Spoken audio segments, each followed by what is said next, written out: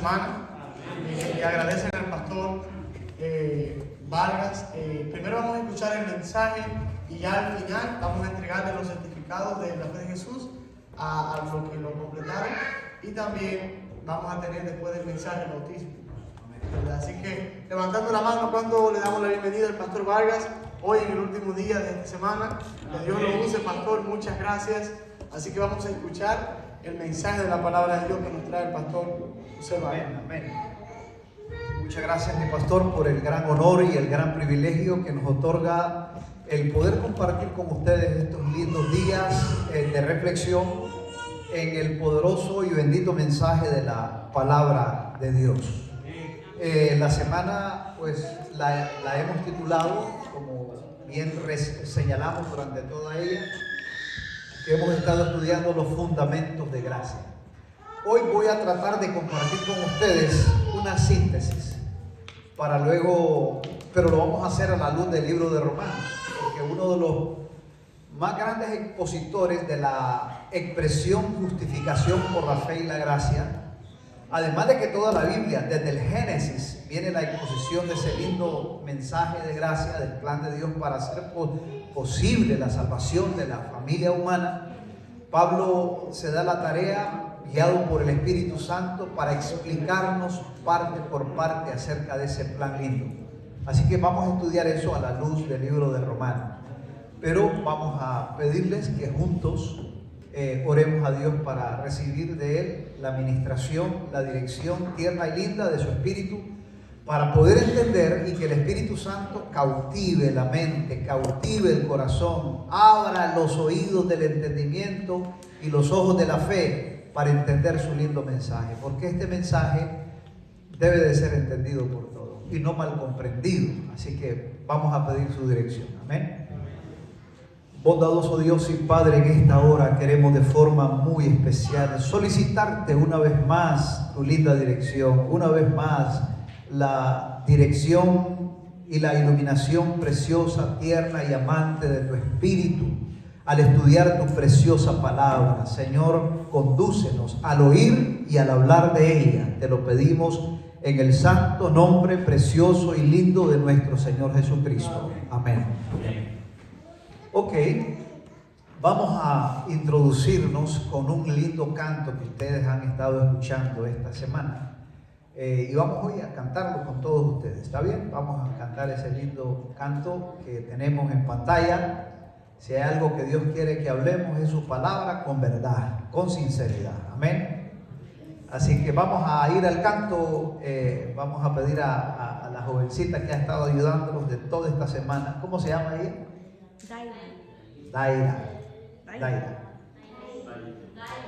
Dairi, muchas gracias, Dairi. Excelente. Vamos al canto, ok.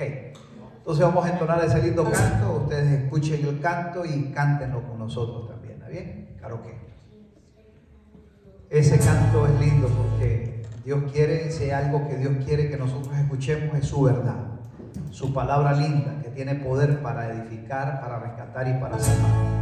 Gloria a Dios. Dele volumen, hijita, ok.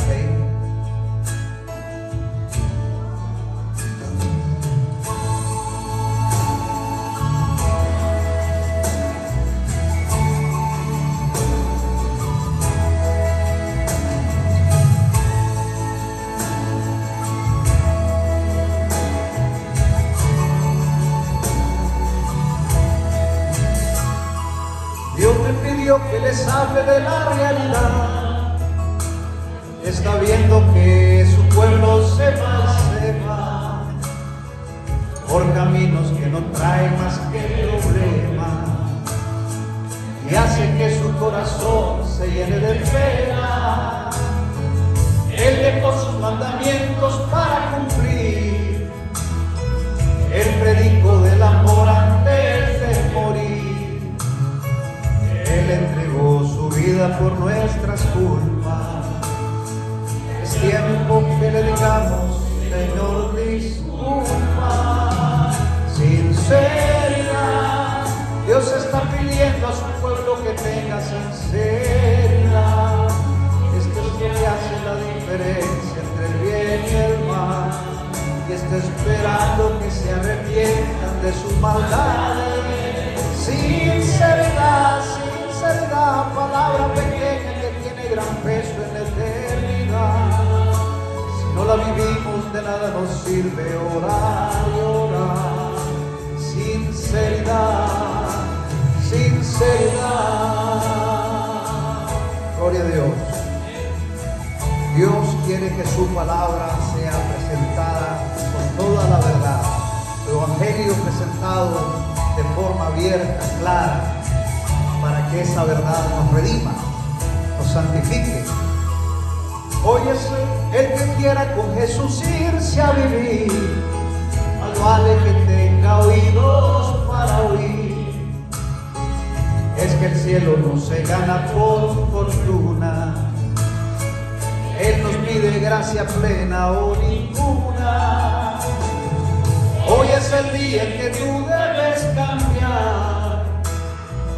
Deja ya de lado lo que te hace mal. Ábrele tu corazón sinceramente y arregla con Él tus cuentas frente a frente.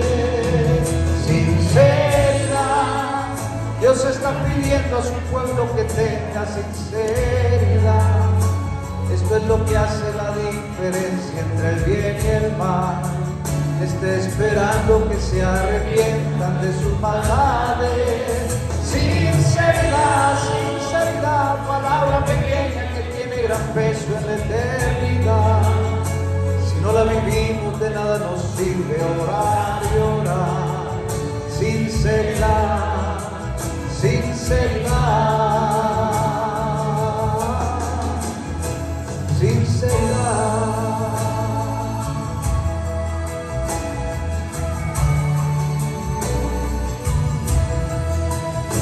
Gloria a Dios, así es. Bendito el nombre de Cristo, por su linda palabra, por su amor expresado en la cruz del Calvario, por hacer posible nuestro perdón y nuestra salvación, por cubrirnos con su justicia perfecta y por poner en nosotros el querer como el hacer con su buena voluntad. Ok, vamos a ir a la síntesis a la luz del libro de Romanos. Los estudiosos de la Biblia llaman a este libro el quinto evangelio. Ustedes saben que hay 4 evangelios: Mateo, Marcos, Lucas y Juan. Pero los estudiosos han dicho que el quinto evangelio es la carta del apóstol Pablo a los romanos, porque Pablo se centra en explicar el plan de redención, el proceso de cómo Dios hizo posible la salvación del hombre, y lo explica de una forma jurada, legal y muy práctica. El libro de Romanos tiene 3 divisiones. Básicamente, del capítulo 1 al capítulo 8, Pablo presenta allí la revelación de la gracia. Pablo presenta allí la revelación de la justicia de Dios. Cómo se revela la justicia de Dios. Del capítulo 9 al capítulo 11, Pablo presenta lo que es la demostración de la justicia, de la gracia de Dios en la experiencia del pueblo judío. Y luego del capítulo 12 al 14, presenta la gracia y el poder de la justicia no revelada ya, no demostrada, sino practicada. Cómo viene a la práctica, cómo la justicia de forma práctica se muestra y se revela en los que han recibido la gracia. Así que los estudiosos han dividido el libro de esa manera. Pero yo voy a tratar de llegar únicamente hasta el capítulo 8. Voy a hacer una síntesis de lo que Pablo trata de explicarnos en ese libro, en el capítulo 1, en el capítulo 2, en el capítulo 3, 4, 5, 6, 7 y 8. Entonces vamos a tratar de comprender cómo Pablo sintetiza los fundamentos de gracia en este libro. Así que vamos al primer capítulo. El texto central, por así decir, algunos estudiosos dicen que el pasaje central de toda esa carta es Romanos 1, versículos 16 y 17. Y nos dice la bendita palabra de Dios. Voy a pedir a alguien que amablemente nos lea Romanos, y ustedes busquen en sus celulares o en sus Biblias puedan abrir y puedan leer lo que dice en Romanos, el capítulo 1, versículos 16 y 17. ¿Qué nos dice?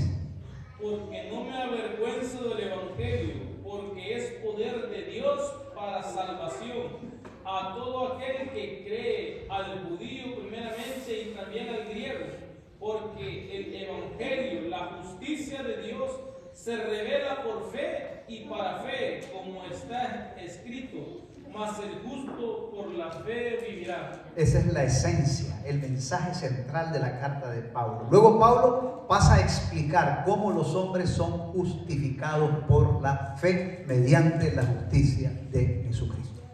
Entonces ahí está la tesis del apóstol Pablo, en ese versículo. Y él dice que el Evangelio no es fábula, que el Evangelio no es mitología, que el Evangelio no es legalismo, que el Evangelio mucho menos paganismo, que el Evangelio no es un cuento y una historieta. El apóstol Pablo dice allí, la palabra que utiliza en el griego es, el Evangelio es dinamis. Lo que está diciendo el Evangelio es poder, un poder irresistible, un poder incontenible, un poder capaz de hacer todo porque es el poder de Dios. El Evangelio es el poder de Dios. Es lo que Dios hace en favor de sus criaturas, es lo que Dios hace en favor del perdido. Y dice el texto que es poder de Dios concentrado en una misión. ¿Cuál es la misión? ¿Cómo dice el texto? ¿Es poder de Dios para qué?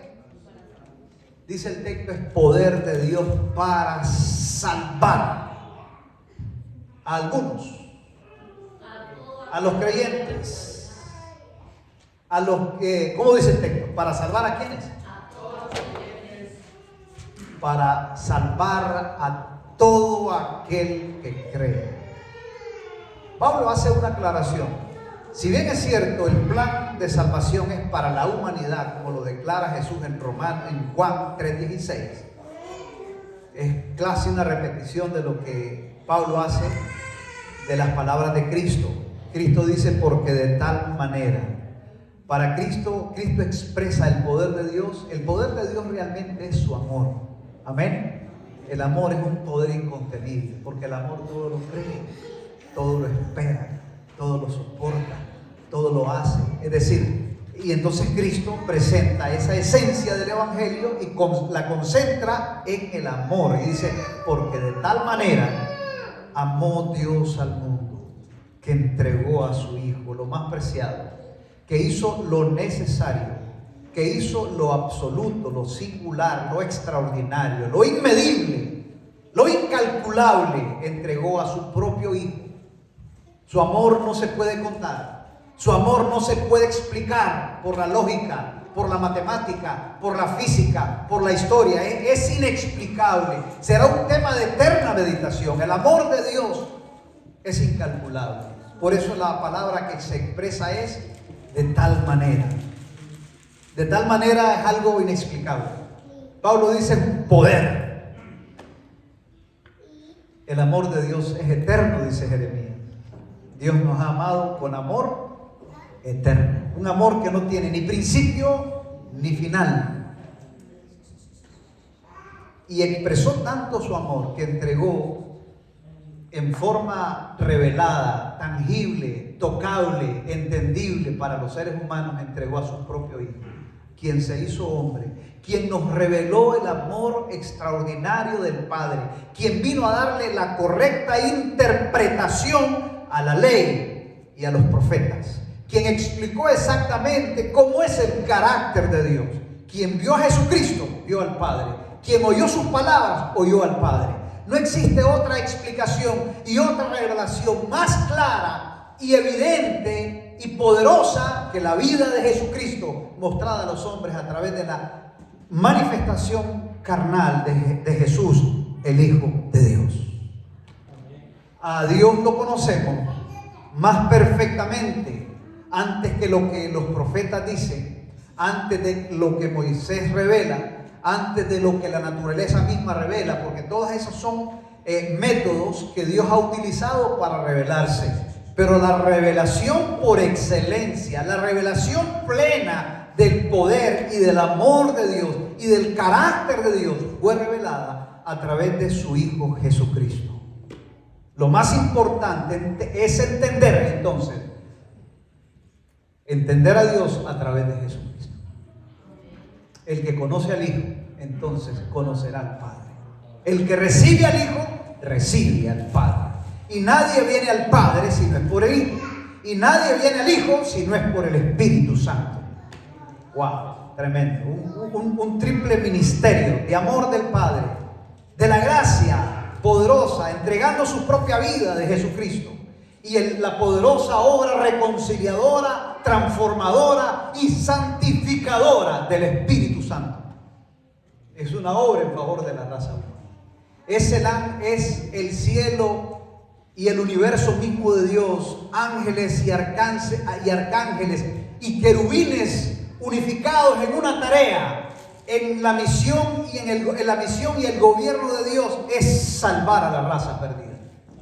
Y ese plan ya se ejecutó, ya se llevó a cabo. Amén. Por eso Cristo, cuando muere en la cruz, dice: consumado es.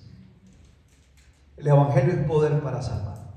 No existe ninguna persona en este planeta que haya gustado del fruto de la ciencia del mal que no alcance redención, perdón, salvación, cobertura y transformación en Cristo.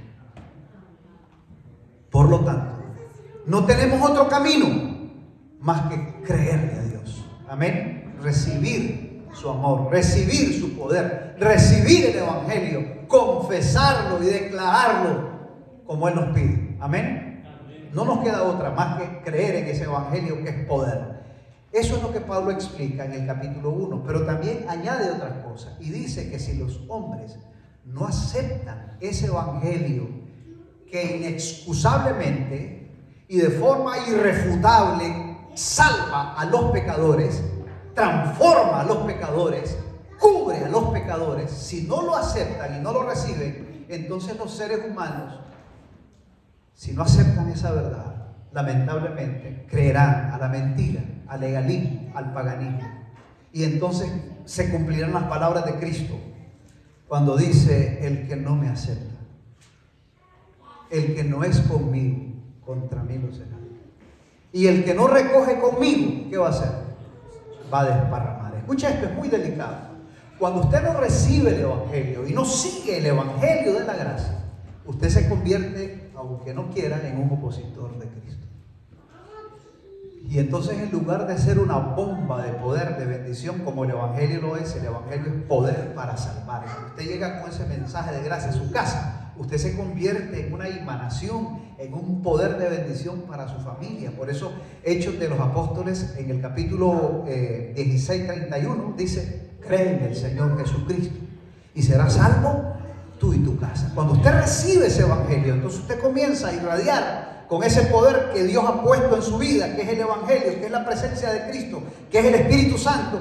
Usted comienza a invadir con bendición a sus seres queridos, a sus amigos, a sus familiares, a sus parientes. Pero cuando usted renuncia, rechaza ese amor, resiste a ese amor que es poder y que salva, que es el Evangelio de Jesucristo, se convierte en una bomba de tiempo, de condena y de obstáculos, de piedra y maldición para sus amigos, para su familia, para la iglesia, para la sociedad, para el trabajo. Usted es un hombre y una mujer problema en la sociedad si no tiene a Jesucristo. ¿Me doy a entender, hermano? Somos un problema sin Dios. Somos una bomba de tiempo. Somos un serio problema. Por eso es importante no rechazar, no renunciar, no resistir. Debemos de ser dóciles al amor de Dios. Debemos de recibir el amor de Dios. Debemos de creerlo y aceptarlo con gusto y alegría, porque no hay otro camino. No hay otra opción mejor que la vida que Cristo nos ha dado. Porque el Hijo del Hombre vino a buscar y a salvar lo que estaba perdido. Déjese alcanzar. Amén. Acepte ese favor de Dios lindo y no resista el Evangelio. Si usted resiste, se convierte en un problema para usted mismo, para sus hijos, para sus hijas, para sus padres, para sus amigos. Será un grave problema usted mismo, para toda su familia, y usted será un problema incontenible si no recibe el poder del Evangelio, que lo hará una completa bendición. Amén. En síntesis, para Pablo eso es el Evangelio. Ahora bien, el capítulo 2 de Romanos explica y dice que algunos religiosos, y ahí hablan los religiosos en el mundo, en el universo, encontramos 4 grupos. Están los judíos, están los musulmanes, están los cristianos y están los paganos, por así decirlo, que no tienen religión. Y los que no tienen religión pues son humanistas, son secularistas, son ateos, pero hay 4 grandes grupos en la sociedad. Están los secularistas o los ateos o los humanistas que creen que el poder para resolver los problemas está en ellos mismos, en la razón, como decía la Revolución Francesa, como decía Marx y como decían toda la gente de esos pensamientos seculares del ateísmo, la evolución, todas esas corrientes. Y el otro grupo son los judíos, por los cuales Dios habló y reveló todos los oráculos de Dios a través de ellos. Todo se nos vino a través de los judíos, los escritos de los antiguos profetas, los libros de la ley, la Torá revelados en Moisés, nos vino a través de los judíos. Pero también la familia de Abraham se dividió, los hijos de Ismael son todos los que creen en el musulmanismo.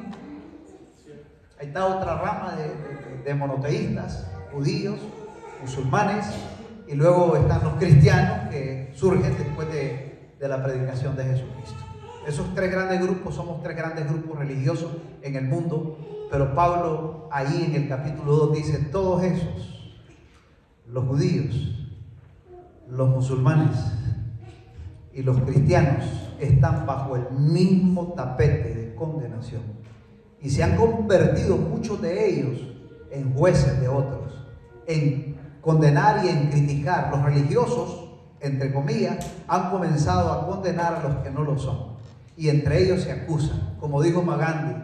Qué lindo que es la doctrina cristiana, qué lindo que es el mensaje de Cristo, qué lindo es el personaje de Jesús. Pero dijo Magandhi, qué difícil vivir entre cristianos. ¿Sí? Qué difícil vivir entre cristianos, porque si hay gente que ha matado a los mismos, son los mismos cristianos. La religión cristiana, lamentablemente en la Edad Media, la iglesia medieval mató a los mismos creyentes de la Biblia. Las Biblias estaban encadenadas a los púlpitos. Escondieron la verdad de la justificación por la fe y se decían ser cristianos. Comenzaron a enseñar que la salvación se consigue por obra, por confesiones, por comprar una bula y por creer en los sacramentos, sustituyendo la gracia de Cristo. Entonces la religión se convirtió en una piedra para que surgiera el ateísmo y el secularismo y el humanismo. Los culpables de eso son los malos cristianos. Un mal cristianismo genera el ateísmo y el paganismo y el humanismo.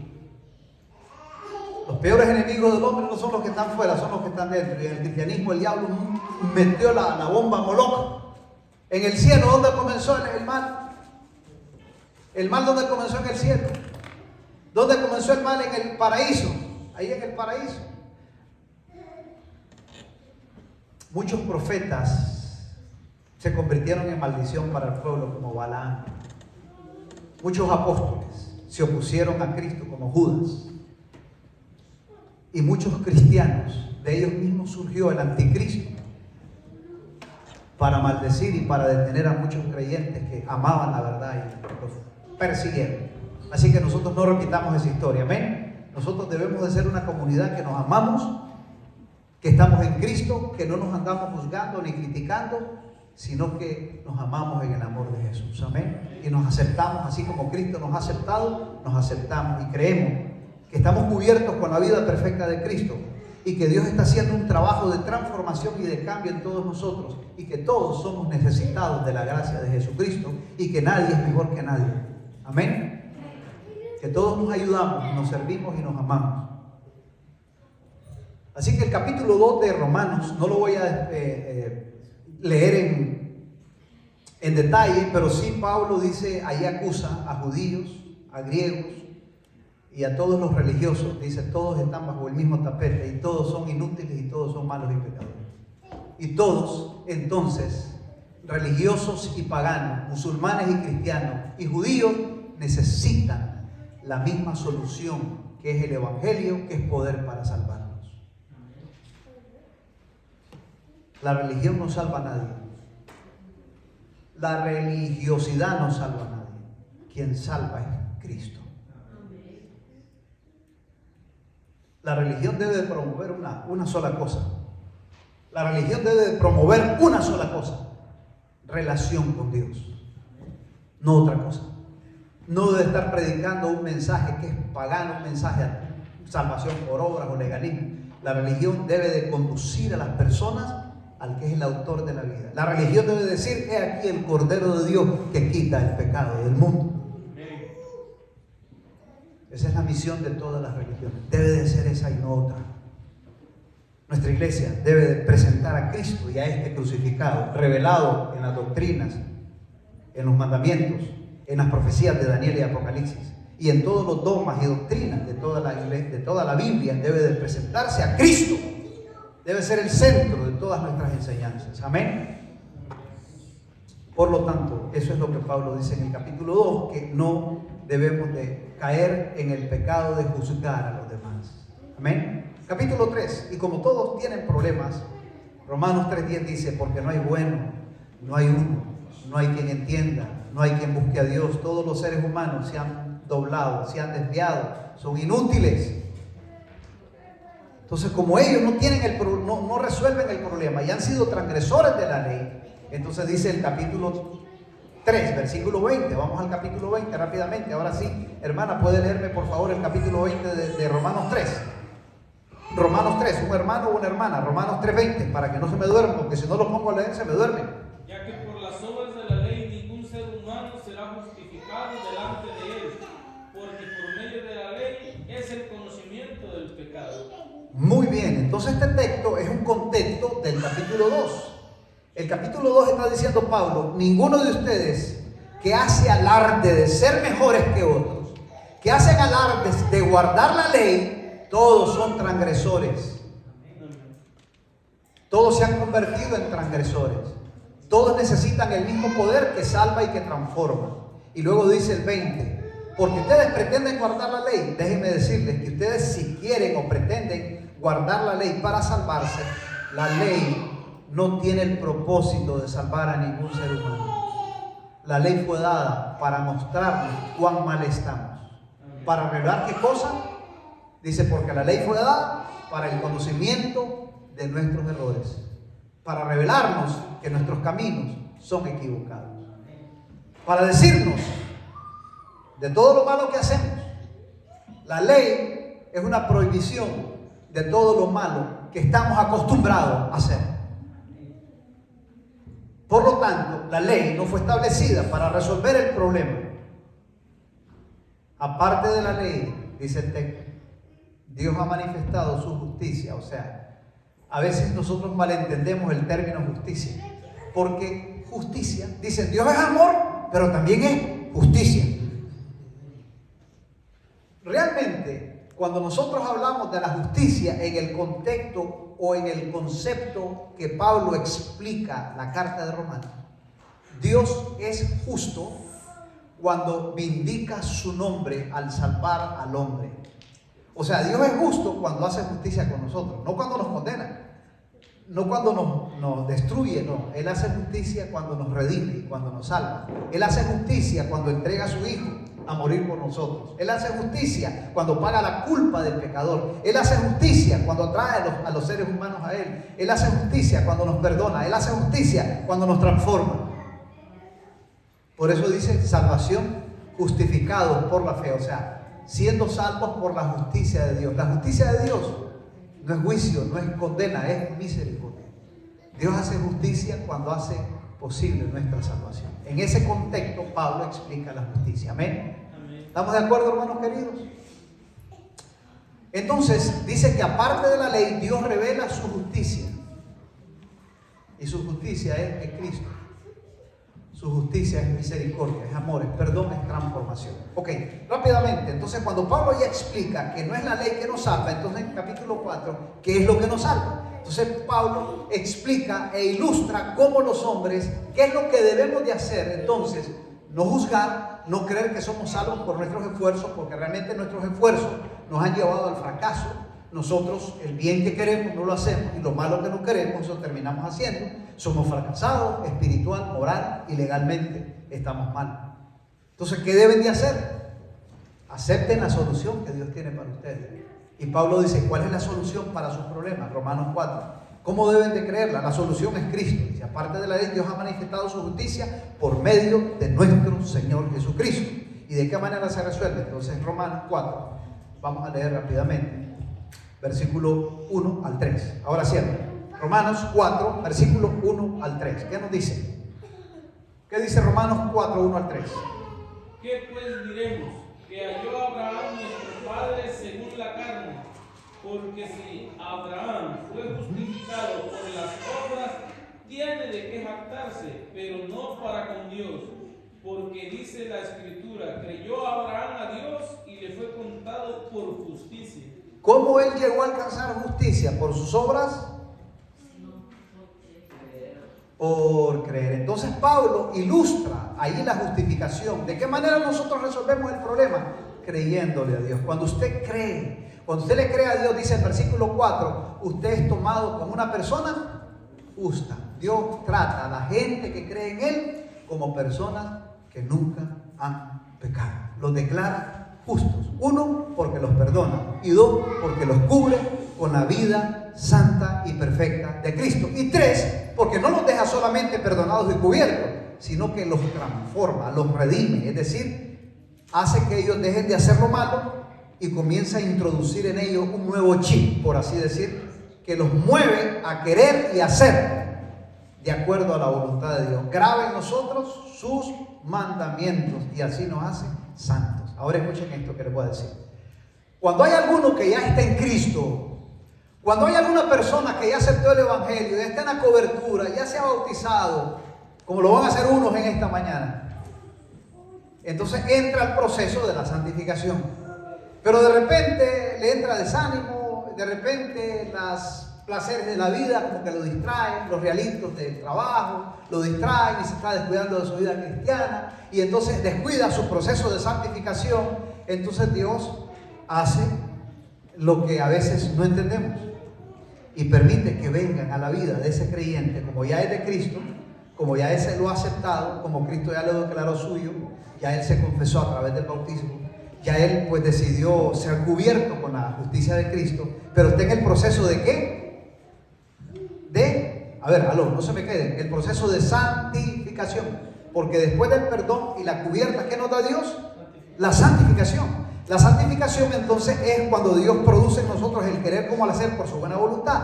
Pero hay algunos hijos que nos volvemos un poquito como rebeldes, remisos.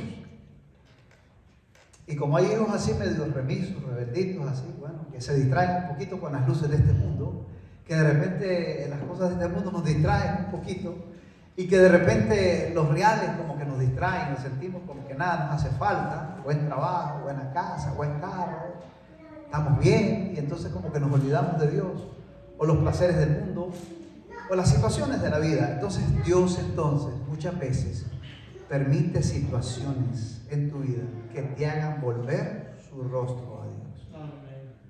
Entonces Dios permite que pasen procesos, a veces duros, a veces fuertes, a veces disciplinas, porque Dios dice que al que es hijo, ¿qué le hace? Lo disciplina. Y entonces como nuestros caminos, aunque ya conocemos al Señor, pero nos queremos andar ahí, ¿verdad?, desviando, muy seguido, entonces Dios permite que pases procesos que te hagan reflexionar, como al hijo pródigo. El hijo pródigo se fue lejos. ¿Y lejos qué pasó? No es que Dios lo metió a los problemas, Dios permitió, está bien. ¿Quieres probar la ciencia del mal? Vas a ver cómo te paga. ¿Quieres oír la voz de la serpiente? Pues vas a ver cómo te paga. Te va a pasar la factura y ese no te da un placer de balde. Ese no te lleva una alegría y ahí te dejó. Ese te pasa el cobro. Te trae un problema de salud. por consumir drogas o alcohol o por andar en una vida libertina, te va a traer problemas. Un SIDA, un cáncer, algún problema. Entonces Dios usa y permite que esas cosas sacudan a aquellos que son hijos para procesarlos en el fuego y en el agua, para llevarlos a la santificación. Ahora, ¿qué camino les gusta a ustedes? ¿El suave o el duro? ¿El de amor o la disciplina? Usted escoge como hijo. Cada quien escoge qué hijo sea. Hay hijos que son un poquito, yo recuerdo, en mi familia somos varios. Por no decir que somos 25, 2 muertos, ya 27, 3 hermanos muertos. No les voy a explicar la historia de mi papá, porque tomaría mucho tiempo, pero en resumen, somos muchos hermanos. La última esposa con la cual mi papá se casó fue mi madre, con quien tuvo 14 hijos, pero 2 murieron en temprana edad. Así que vivimos solo 12, estamos vivos toditos, 8 varones y 4 mujeres. Y cuando de repente estábamos en la marimba de muchachos pequeños, en el barrio, alegría, jugando, el corredor, el pega-pega, todos esos juegos. La rayuela, ¿se acuerdan de eso? El trompo, el yoyo, todos esos juegos bonitos, la chibola. Esos juegos que ahora, los de ahora, ustedes no los conocen. Esos niños no saben qué son esos juegos. Pero esos juegos donde vamos al río y ahí como íbamos en un barrio, hay unos ríos por ahí, vamos a vagar los ríos. Pero siempre lo hacíamos cuando mi papá estaba en la finca. Él se iba muy temprano a la finca y en la tarde, como estaba cerca de la propiedad, entonces en la tarde que él ya venía y estábamos en la casa, como que nada había pasado. Pero un día decidió mi papá ir a la finca, nosotros decidimos ir allá a la Chelona, unos ríos así se llamaban. Vamos a la Chelona, a la Pepsi, y era el nombre de los ríos de mi barrio, íbamos a bañar. Muy peligroso. Nosotros niños no entendíamos el peligro, el riesgo, pero mi padre entendía y quería no salgan. Pero era incontenible, imagínense 12 muchachos, cómo los paraban. Y los varones especialmente. Así que íbamos, y bueno, viene como nosotros calculábamos que siempre venía como a eso de las 3 de la tarde, 4. Así que nos asegurábamos, ir en la mañana, al mediodía nos venimos porque sabíamos que estábamos seguros.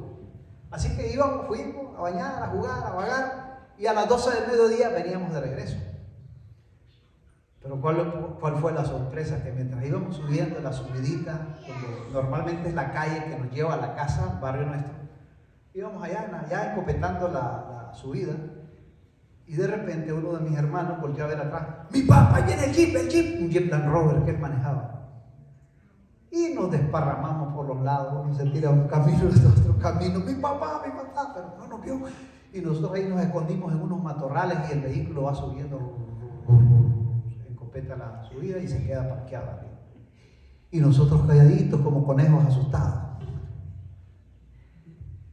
De repente mi hermano, uno de mis hermanos que le manejaba a Alberto, él chiflaba, un chiflido, pero muchachos, vengan.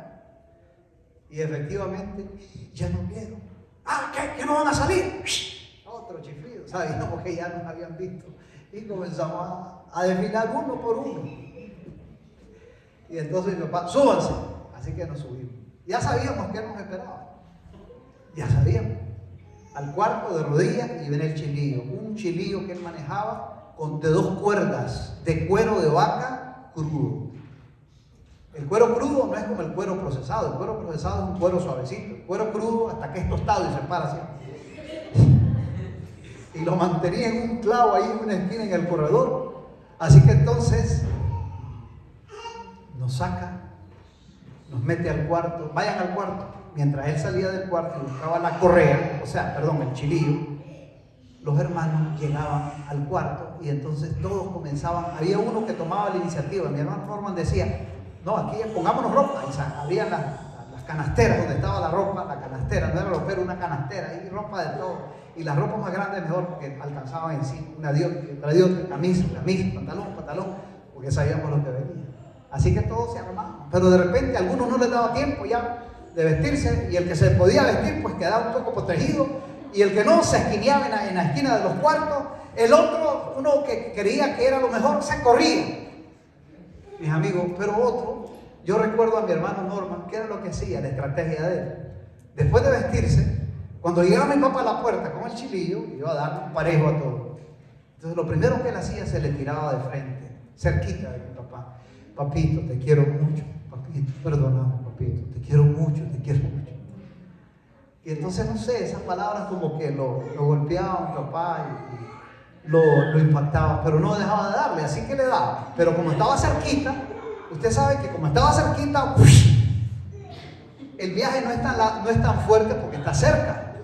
Esa era la estrategia de él. Bueno, ya uno, era fuerte. El que estaba esquinadito de largo, entre más largo, más fuerte.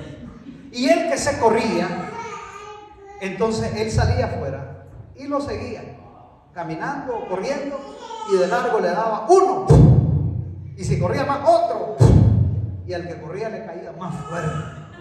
Escuchen esto. No estoy diciendo que Dios es así, no, Dios es un Dios de amor, de misericordia. Pero el hecho que cuando nosotros nos alejamos, entre más lejos estamos de Dios, escuchen esto, más duro nos golpea el mal. Entre más usted se aleja de Dios, más duro lo golpea el mal. La opción que tenemos es aferrarnos a su amor. Y cuando usted está siendo probado, cuando está siendo procesado, cuando está pasando por problemas, no se aleje de Dios. Amén. En lugar de alejarse, de desanimarse, acérquese a Él. Reciba su amor, porque Él es el que puede curarnos de los problemas. Cuando has fracasado, cuando has tenido un problema espiritual, cuando has cometido un error, no te alejes de Dios. Acércate a Él. Amén. Porque Él siempre te ama, te perdona y te recibe. Te procesa, te disciplina. Pero su disciplina es redentiva. Él no castiga, redime. Disciplina, y su disciplina eleva. Amén. Gloria a Dios por eso. Así que, amados, eso hace Dios en el proceso de la santificación. Capítulo 5, el argumento del capítulo 5 de Romanos es: hermanos, crean por la fe en el Evangelio, dice. Se los voy a sintetizar más rápido porque el tiempo nos alcanza y tenemos que bautizar. Romanos 5 dice: amigos, crean como Abraham creyó, porque Abraham creyó y fue justificado, fue declarado perdonado y justo, aunque no lo era, pero fue declarado justo. Entonces dice: crean por estos argumentos. Miren, dice Romanos 5: porque por el pecado de un hombre entró la muerte, así la muerte pasó a todos los hombres por cuanto todos pecaron. Dice que el pecado de Adán, dice el versículo 17, nos mató a todos. Así como el pecado de Adán hizo entrar la muerte a todos los hombres, entonces el 18 y 19 dice: de la misma manera que el pecado mató a todos los hombres. ¿El pecado de quién? ¿El pecado de quién nos mató? ¿El pecado de quién mató a toda la humanidad? Aló, no se me distraigan. Oigan, ¿el pecado de quién mató a toda la raza humana? Por cuanto el pecado entró al mundo por un hombre. Y así el pecado entró a todos por cuanto todos, y la muerte entró a todos por cuanto todos pecaron. Pero quien le abrió la puerta al pecado se llama Adán o Eva, es lo mismo, genéricamente es el hombre, o ella o él. Ellos abrieron la puerta y el mal los alcanzó a todos. Todos somos víctimas. Entonces el pecado tuvo poder para matarnos a todos, ¿sí o no? Aún hasta los niños que están en brazos, que no han cometido pecado, ellos van a morir. Y a veces mueren. ¿Por qué? No porque pequen, sino porque el pecado de Adán nos mató a todos. ¿Está bien? Ahora, ¿tiene poder el pecado para matar? ¿Sí o no? Entonces Pablo dice: de la misma manera como el pecado tiene poder para matar, dice el versículo 20, la justicia de Cristo tiene poder para salvar. Si el pecado de Adán mató, la justicia de Cristo da vida, salvó. Entonces hace una analogía entre el poder del pecado de Adán y el poder de la justicia de Cristo. Romanos 5:20 dice entonces que así como el pecado mató, de la misma manera, utiliza esa palabra, del mismo modo como en Adán todos pecamos y morimos, en Cristo todos somos salvados y perdonados. Pero una cosa no hace Dios: forzarte, pero estás salvado. Hay mucha gente que se va a perder, pero siendo salva. No doy a entender. ¿Cómo es eso, pastor? Sí, ya eres salvo, pero te perdiste. ¿Por qué? Porque no aceptaste la solución. Por eso Juan 3:17 dice: porque el Hijo del Hombre dice, porque de tal manera amó Dios al mundo que dio a su Hijo unigénito, para que todo aquel que en él crea no se pierda, mas tenga vida eterna. Y luego dice, porque no envió Dios al mundo a condenar al mundo. Escuchen lo que dice, sino que el mundo sea salvo por él. El que cree en él, ¿cómo dice? No es condenado.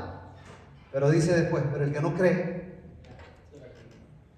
ya, no es que va a ser, ya es condenado. Entonces se condena, ¿por qué? Porque no creen. Entonces esas personas que no creen se condenan dos veces. Se condenan por el pecado que han cometido, que la paga del pecado es muerte. Y se condenan ¿por qué? Porque rechazan la solución al problema del pecado. Pero ya no fueron salvos. Ya Cristo hizo lo que tenía que hacer. Amén. Capítulo 6. Pero cuando Cristo te ha salvado, tú tienes que confesar tu fe. Entonces Pablo entra a la teología del bautismo y te explica, escúchame esto, hermano, explica que si tú has creído en la gracia y en el evangelio de salvación de Cristo, debes de confesarlo a través del bautismo. Y dice, hace una declaración. Pablo dice, porque nosotros hemos sido así fácilmente como ustedes, yo se los explico, dice Pablo, hemos sido salvos por gracia y somos salvos por la fe, Romanos 6:1. Vamos a perseverar en el pecado para que la gracia abunde. Entonces, ahí existe un problema teológico en algunos, como decía el pastor. Existen los que creen que una vez salvo, eres salvo. Hebreos 7:25 dice que la salvación es eterna, pero no impuesta. No se impone a la fuerza. Los seres humanos aceptan la salvación deliberadamente, es decir, usando su libre albedrío. Pero, escuche esto, pero la salvación de Dios es eterna. Pero no se fuerza a los hombres a aceptarla. Pero su salvación es segura y eterna, Hebreos 7:25. Pero escuchen esto que les voy a decir. Entonces, Romanos 6:1 explica y despeja a Pablo de que esa doctrina, ¿cómo es? No es que asunto de que la gracia es una licencia para seguir muertos en los vicios, en los delitos y pecados, no. Ese capítulo 6, Pablo explica y les dice, Dios los ha salvado, todos son pecadores, la ley no los salva, ustedes son salvos por la fe, ustedes son salvos así como en el pecado de Adán fueron condenados, en la justicia de Cristo ustedes han sido salvos. Y luego el 6 dice, pero esa salvación no es licencia para que tú digas, oh, como ya Cristo me ha salvado, entonces yo puedo hacer cualquier cosa, puedo seguir pecando, puedo deliberadamente vivir en el pecado y no hay problema, yo seguiré siendo salvo. No, realmente esa no es la intención de la gracia. Y no es lo que yo les he estado predicando toda esta semana. Lo que Pablo explica ahí, el pecado deliberado o el pecado, como Pablo, de perseverancia. Usemos la palabra que utiliza Reina Valera, el pecado de perseverancia. El pecado de perseverancia, ¿cuál es? El pecado de perseverancia es el que dice, ok, Dios me ha salvado, pero no hay problema, como Él me ha salvado, yo haciendo lo que haga, matando, robando, mintiendo, adulterando, yo seguiré siendo salvo. Ese se llama pecado de perseverancia. Pero hay pecados como los que explica Romanos 7. Y Romanos 7 explica que aunque tú eres salvo, tú tienes una naturaleza débil, lisiada. Y esa naturaleza lisiada a veces te lleva a cometer errores, el mal que tú no quieres. Y Pablo dice, hay un problema en los salvos. Capítulo 7 de Romanos. Él lo escribió después de su conversión. Algunos dicen, no, esa es la experiencia de Pablo antes de la conversión. No, esa es la experiencia de Pablo en su conversión. Cuando tuvo un problema no pequeño con Bernabé y discutieron fuertemente, que lo único que no hicieron fue darse a golpes, pero tuvieron problemas serios. Cuando Pablo le dijo a Pedro, sos un hipócrita. O sea, había problemas entre los salvos. No crean que los salvos son perfectos. Entonces, el bien que los salvos quieren hacer muchas veces, no lo hacemos. Y el mal que no queremos, eso hacemos. O sea, el mal que no queremos no es el pecado de perseverancia. No, es que yo quiero pecar. A diferencia es, pequé, yo no quería.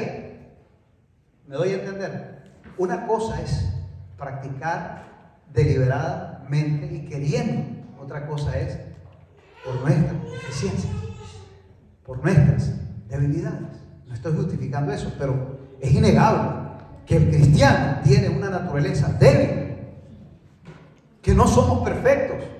que aunque somos salvos, pero lamentablemente tenemos debilidades. ¿Estamos de acuerdo?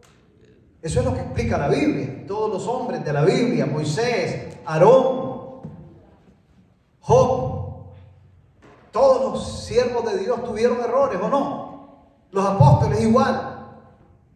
Entonces lo que está diciendo Pablo en el capítulo 7 de Romanos es que el hecho de que seamos salvos no significa que seamos, escuchen esto, impecables. Somos impecables forensemente por la gracia de Jesucristo. Cuando tú aceptas a Cristo, quedas cubierto y para Dios eres impecable. Dios te mira como una persona santa. Por eso 2 Corintios 5, 16 y 17 dice: de modo que si alguno está en Cristo, es una criatura nueva. Dios no toma en cuenta su vida pasada ni su vida presente, está cubierta. De modo que si alguno está en Cristo, nueva criatura es. De modo, dice el versículo 18, que de aquí en adelante a nadie se conoce en la carne, sino en la cubierta, sino en la fe. Usted no puede conocer a otro cristiano y decirle: no sos malo, no sos pecador. Él está en Cristo y tu deber es de decirle: hermano, aunque tenga defecto, aunque a ti te parezca que no es hermano, pero si está en Cristo es hermano. De aquí en adelante a nadie lo trates como una persona defectuosa, dice Pablo, porque el que está en Cristo, nueva criatura es, y trátala como tal. Trátala como tratas a Cristo. Sírvele como le sirves a Cristo. Ámale como le amas a Cristo. Porque lo que haces con tu prójimo, dice Jesús, lo haces conmigo. Esa es la teología del cristianismo y del amor fraterno. La gracia demostrada, como dice Pablo allá en Romanos, el capítulo 12 al 14 al 16, ahí está la gracia revelada. La gracia revelada, capítulo 1 al 8. La gracia demostrada, capítulo 9 al 11. La gracia practicada, del 12 al 16. Se practica la gracia. La gracia no es asunto que yo soy teólogo, yo soy cristiano y a la hora de la hora en mi casa soy una cosa, y aquí soy un angelito y allá soy un demonio. El evangelio tiene poder para cambiarme. Amén. Pero yo tengo luchas en mi carácter. No significa que yo soy perfecto, no pretendo haberlo alcanzado. Pero una cosa hago, olvidando ciertamente lo que queda atrás, prosigo a la meta, al blanco, al supremo llamamiento en Cristo. Amén. Entonces los cristianos se equivocan, los salvos se equivocan, pero no por intención ni por deliberadamente, sino porque nuestra naturaleza está en proceso ¿de qué? De santificación. Y el hecho de que esté en proceso no significa que estemos perdidos por eso. Estamos procesados, pero estamos en salvación. Y el que está en Cristo no es condenado. El que cree en Cristo está salvo. Amén. ¿Me doy a entender? Ahora, vuelvo al punto. ¿Por qué Pablo insiste que los salvos deben de ser bautizados? Pablo explica en Romanos 6, eso sí voy a leerlo rápido y con eso vamos a concluir. Romanos el capítulo 6, porque vamos a la celebración del bautismo y queremos enfatizar un poquito eso. Así que en Romanos 6, versículo 1 al 4, voy a pedir a Ezequiel entonces, que lo tengo más cerca, que nos lea con voz potente y voz de trompeta. 6, 1, 4. Sí, ¿Qué 1 4. pues diremos? Permanezcamos en el pecado para que la gracia abunde. En ninguna manera. Los que hemos muerto al pecado, ¿cómo viviremos aún en él? ¿O ignoráis que todos los que hemos sido bautizados en Cristo Jesús hemos sido bautizados en su muerte? Fuimos pues sepultados juntamente con él para muerte por medio del bautismo, a fin de que como Cristo resucitó de los muertos por la gloria del Padre, así también vosotros andemos en novedad de vida. Dice Pablo que el bautismo se aplica a los que han creído en el Evangelio, los que creen y los que reciben el poder que los ha salvado, que es Cristo, que es su gracia, que es su amor. Entonces reciben tres cosas. Uno, la muerte de Cristo. La muerte sustituye nuestra muerte. Amén. Escuchen esto, no se me distraigan de esto, que esto es importante. La muerte sustituye la muerte nuestra y nosotros entonces aceptamos que Cristo muera por nosotros y rechazamos morir nosotros. Miren qué tremendo es. El bautismo es la aceptación de la muerte de Cristo y la aceptación de que yo viva y que Cristo muera. Eso significa, eso es lo que Pablo está diciendo. Y en segundo lugar, la segunda aceptación a través del bautismo es que Cristo me sepulta. O sea, Cristo me cubre, amén. Cristo me cubre con su vida perfecta. El agua representa a Cristo. Entonces cuando uno se bautiza, uno acepta, yo acepto ser cubierto con la vida de Cristo. Eso es el bautismo, amén. El bautismo es rechazo la muerte y acepto la vida. Y acepto que Él muera por mí y yo viva. Eso es el bautismo. Acepto que la vida perfecta de Cristo me cubra y yo sea tratado como una persona santa que no peca por la justicia de Cristo. Y en tercer lugar, acepto nacer a una vida nueva que Cristo me da por el poder del Espíritu Santo. Entonces el bautismo es también santificación. Representa el proceso de santificación. Y ese proceso de santificación es un proceso de toda la vida acompañado por el poder del Espíritu Santo. Ahora dirán algunos, pero si nosotros ya fuimos bautizados cuando fuimos niños o cuando yo pertenecía a otra iglesia. Mire, escucha esto. Cuando un creyente no ha comprendido plenamente el Evangelio de la gracia, Pablo, por ejemplo, en Hechos 19, versículos 1 al 4, ocurre un rebautismo ahí. Pablo tuvo un rebautismo con hermanos. Los rebautizó. ¿Ustedes han leído ese texto? Voy a pedirle nuevamente a mi hermano Ezequiel, que es el que nos está leyendo oficialmente aquí. Miren lo que dice Hechos 19, 1 al 4. Lean rápidamente. Aconteció que mientras Apolo estaba en Corinto, Pablo, después de recorrer las regiones altas, vino a Efeso y hallando a ciertos discípulos les dijo. Hasta ahí nomás. ¿Qué eran esas personas que halló Pablo en Éfeso? ¿Qué eran? Discípulos. Oh, ¿qué eran? Discípulos. A ver, repitan todo. ¿Qué eran? Discípulos. Discípulos. ¿Y qué es un discípulo? Una persona que sigue a Dios. Exactamente, alguien que sigue a Dios. Ese es un discípulo, seguidor de Cristo. Eran seguidores de Cristo. Oiga bien, ¿y qué pasó con ellos? Siga leyendo. ¿Qué pasó con ellos? Estos discípulos. Les dijo, ¿recibisteis el Espíritu Santo cuando creísteis? Hasta ahí nomás. Ustedes han entendido lo que es el Espíritu Santo, una doctrina fundamental de los creyentes. Ustedes han recibido el Espíritu Santo cuando ustedes creyeron, porque cuando uno cree en el verdadero Evangelio, recibe el Espíritu Santo. Ustedes recibieron el Espíritu Santo porque Efesios 1:13, si ustedes leen, dice que el Espíritu Santo lo reciben los que creen en el verdadero Evangelio. Ahora la pregunta es, ¿qué pasó con estos hermanos? Les pregunta, ¿ustedes recibieron el Espíritu Santo cuando creyeron en el verdadero Evangelio? ¿Qué responden ellos? Y ellos le dijeron, ni siquiera hemos oído. Y ellos le dijeron, ni siquiera hemos oído si hay Espíritu Santo. La pregunta es, ¿cómo no recibieron el Espíritu Santo? ¿Qué evangelio creyeron? ¿Un verdadero o uno medio así, entre verdadero y falso, entre correcto e incorrecto? Entonces quiere decir que ellos no habían recibido el Espíritu Santo. Y como no habían recibido el Espíritu Santo, por no haber recibido el verdadero evangelio, de alguna manera lo malentendieron, de alguna manera los desviaron algunos creyentes judaizantes, etc. Algo pudo haber pasado. Entonces, ¿qué les digo Pablo que hicieran? Escuchen esto, oído. ¿Qué hicieron? ¿Qué hizo Pablo?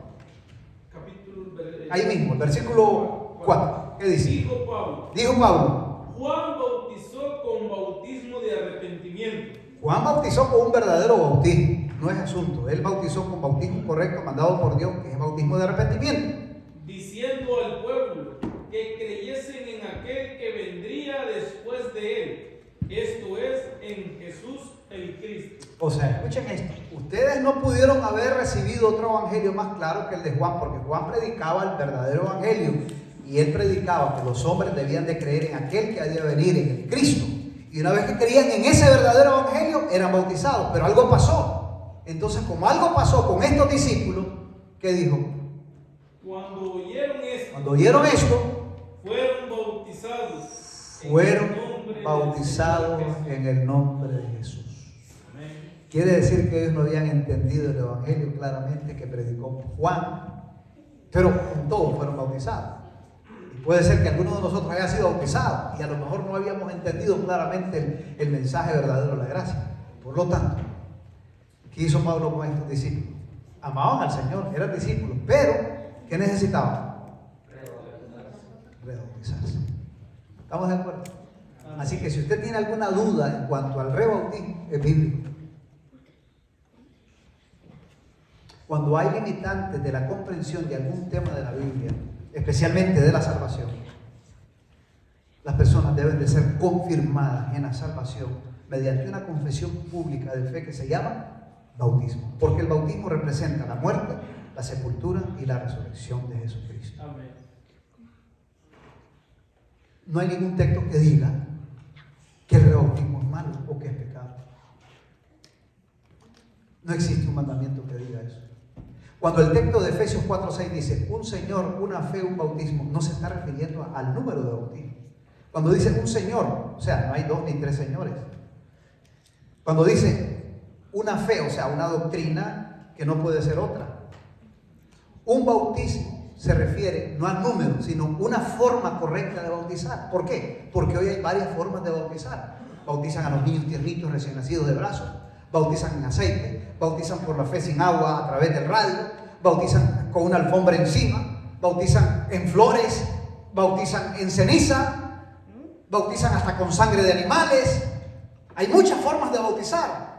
Entonces Pablo no se refiere al número de veces que una persona puede ser bautizada, si no, él no hubiese bautizado a los discípulos que encontró en Éfeso.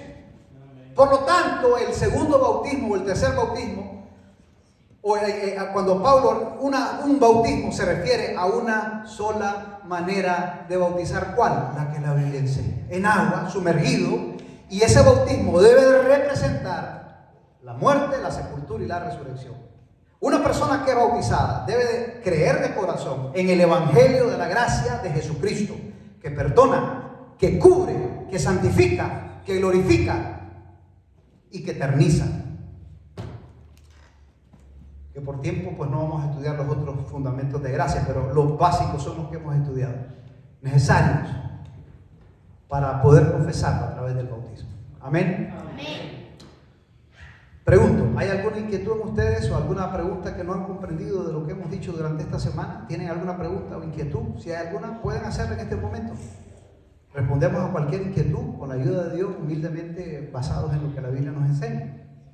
¿Hay alguno que tiene alguna pregunta? ¿Puede hacerla? ¿O estamos claros? ¿Estamos entendidos? ¿Estamos claros? ¿Has entendido de corazón? ¿Has creído de corazón? ¿Has aceptado el evangelio de Jesucristo? Si lo has creído, bien puede ser bautizado entonces. ¿Amén? Vamos a pedir a todos los que han de ser bautizados que se pongan de pie. ¿Verdad? Pónganse de pie. Puede ser que a lo mejor usted diga, yo no tenía planes, no importa.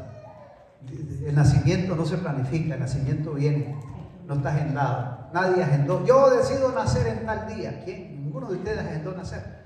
Quien agendó que nosotros naciéramos, ¿quién fue? ¿Quién fue el que agendó que nosotros naciéramos? ¿Quién decidió que usted naciera? ¿Quién? Dios. ¿Y quién decide que usted nazca del Espíritu y nazca del agua? ¿Quién es el que decide? No usted, es Jesús. Amén. Y es tiempo de que usted nazca. Amén. Del agua. No se detenga. No permita que el diablo le impida por algún concepto equivocado de no dar este paso lindo del bautismo. ¿Dónde? Donde hay agua. Puede ser aquí, en el lago, donde quiera. En cualquier lado. ¿Está bien? Vamos a entonar el canto para terminar. Y cuando usted escuche ese canto, póngase de pie para ser bautizado. Amén. O rebautizado, como los discípulos de Éfeso. ¿Está bien? Vamos a entonar el canto. Hijita, ponga que suene el canto, el Rey te manda a llamar. Y ustedes se ponen de pie a la medida que ustedes van escuchando ese canto y responden al llamado de ser bautizados como Dios manda. Aquí están las togas para todos, no tienen problemas. Si no trajeron sus ropas, aquí hay togas para que ustedes puedan ser, ¿verdad?, bautizados. Póngale volumen, hijita. Gracias por ayudarnos, hijita, en este canto. Pónganse de pie todos, ahora sí, todos. Amplíe la pantalla. Qué lindo que el diablo nos quitó todo, pero el Señor lo está devolviendo en Cristo. Por eso el Rey te manda a llamar, no dudes de eso. David llamó a Siba y le preguntó: ¿hay alguien de la casa de Saúl a quien yo pueda ayudar?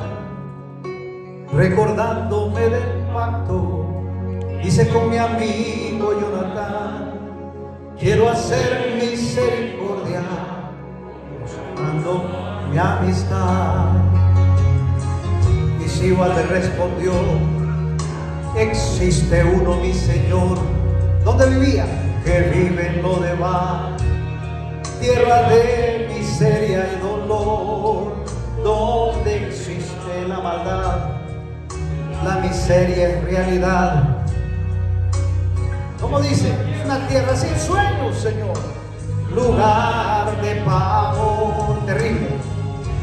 A mi pregunta si va, háblame más de este hombre, por favor, ya dígame su nombre. José, Pedro, Rosa. Señor, se llama Mefiboset, mas él no puede andar. ¿Por qué? Es inválido, Señor. No se puede ni arrastrar. Anda y amar a ese hombre. Llámalo, ahí está.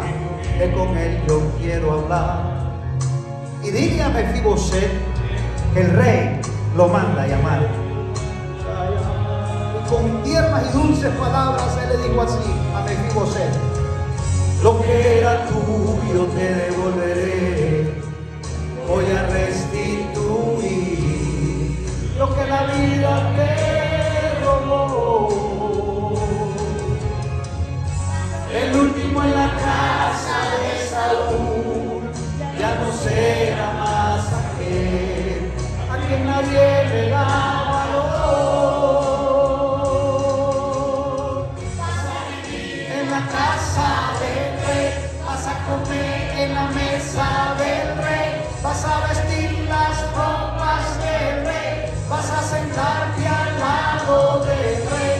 La miseria nunca más conocerás, una diosa Lodebar tú vas a dar, tu vida nunca más será igual. El rey te mandó a llamar. Es el rey que te manda a llamar, ¿no? Por eso debes de venir, debes de ser bautizado. Gloria a Dios. Porque Él te dice en esta hora, Él te dice con amor: lo que era tuyo te devolveré, voy a restituir lo que la vida te robó. Todo lo que tú has querido tener, Él te lo dará. El último en la casa de Saúl ya no será más aquel a quien la vida le da valor. Ahora serás hijo de Dios. Vas a vivir en la casa del rey, vas a comer en la mesa del rey, vas a sentarte al lado del rey, vas a sentarte al lado del rey. La miseria nunca más conocerás, una diosa Lodebar tú vas a dar, tu vida nunca más será igual. El rey te mandó a llamar, el rey te mandó a llamar, el rey te mandó a llamar. O sea, yo respondo porque es el rey que me llama. No es otro, no es Pablo, no es Pedro, no es el pastor Vargas, es el rey que ordena mi salvación. Me va a dar lo que el diablo me quitó. Amén. ¿Cuántos quieren restituidos? ¿Quieren ser restituidos en el amor de Dios? ¿Quieren responder al llamado de Cristo? ¿Quieren decirle: sí, Jesús, te doy mi vida, te entrego mi vida? Yo quiero invitarlos a que pasen adelante, hermano. Pasen adelante en el nombre de Jesús. Vengan, vamos a orar. El pastor ya está listo para bautizar a las personas. Ven, Jonathan. Ponga la música de fondo, hijita, por favor. Bendito Dios. ¿Cuántos felicitan a este caballero? A Dios. ¿Hay alguien más? Pueden pasar, hermano. Pueden pasar en el nombre de Jesús. El pastor ya viene para confesar, hacer que aquellos que van a confesar a Jesús lo hagan públicamente. Vamos a orar. O se ponen de pie donde están para que no tengan que venir hasta aquí. Pónganse de pie ahí para ser bautizados. Gloria a Dios. Pónganse de pie. Vamos a orar por ustedes. ¿Está bien? Este es el momento. No te detengas. Este es el día. Pon la música de fondo, hijita, por favor. Este es el momento. No se detenga en el nombre de Jesús. Venga, acompáñala, Javiercito. Venga usted también. Que Dios lo llama a usted también. Gloria a Dios. Pasa, hermana. Hágase para acá, por favor. Ven. Qué precioso. Qué sensibilidad de los niños, demostrándonos un ejemplo de amor, de obediencia. Le pregunté a esta chica, ¿por qué quieres bautizarte? ¿Qué me dijiste? Me dijo, por obediencia, pastor.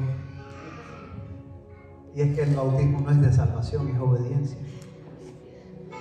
Y Cristo dijo, es necesario hacer lo que Dios manda. ¿Y tú? Yo me quiero bautizar para no andar con los vicios. Es que es la única manera. ¿Cómo no puede recibir el poder del cielo para apartarse del mal? Solo tú no vas a poder. Debes de venir a Cristo tal y como eres. Dios nos está llamando. No te puedes quedar ahí donde estás. No puedes dejar que... Dice que el reino de los cielos se acerca y los valientes lo arrebatan. Queremos pasar de la cobardía a la valentía. Queremos pasar de la muerte a la vida, de la condenación a la salvación. Venga Cristo. Amén. Venga, insisto en que venga Jesús. No te detengas. Paulito, ven. Yo sé que vas a ser bautizado allá, pero ven. Vamos a orar por ti. Acompáñalo. Venga. Venga, Jesús la llama. Claro. Está bien. Javier, ven. Ven. Venga, hermanito. Dios la llama. No se detenga. ¿Alguien más iba a confesar a Jesús públicamente? Pase adelante. No tenga pena. Vamos a orar. Ven, hermano. Si hay alguno que desea hacerlo, venga. Si hay alguno más, no se detenga. Si nació en usted ese deseo que Dios puso, no se detenga. Venga en el nombre de Jesús. Hay alguien más aquí que quiere decirle, Señor, yo quiero hacerlo. Venga, hermano. Hermano, joven querido, no te detengas. Ven, Jesús te llama. Por nombre. Mefiboset, Dios lo llamó por nombre. Lisset, Dios te llama. Juan, Dios te llama. Javier, Dios te llama. Pedro, Rosa, Paola, Dios te llama. Iris, Dios te llama. Wow. Wilkie, Dios te llama. Wow. Jocelyn, Dios te llama. Tremendo. Josué, Dios te llama. Melissa, Dios te llama. Te voy a dar lo que el diablo te quitó, la vida te quitó. Camila, yo te voy a dar